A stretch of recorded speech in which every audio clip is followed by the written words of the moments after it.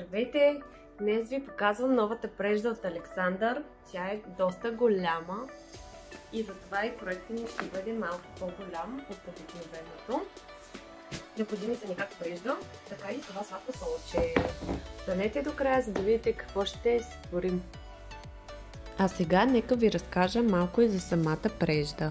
Знаете ли, че тя е от новата колекция на Александър за 2024, а те са директни вносители. Може да си я закупите от техния сайт, както на дребно, така и на едро. Аз нямах търпение, както винаги разбира се, да я получа и да я видя.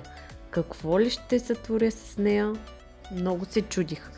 Първо мислих за килимче или за възглавничка, но накрая реших да направя столчевчица, нещо различно. С нея могат да се правят различни и разнообразни неща, например одеяла, шапки, шалове, играчки, каквото се сетите. Тя е мека и плътна и мисля, че би стояла и прекрасно на един зимен пуловер. Все пак зимата не е свършила, има време.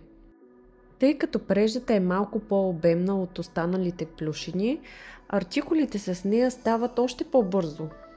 Моята овчица стана доста бързо. Започнах я вечерта и я завърших на сутринта. Плетивото отгоре се сваля и може да се пере. И освен това е и налична. Ако ви харесва, може да ми пишете налично, за да си я закупите. Чао, до скоро! И не забравяйте да ни последвате!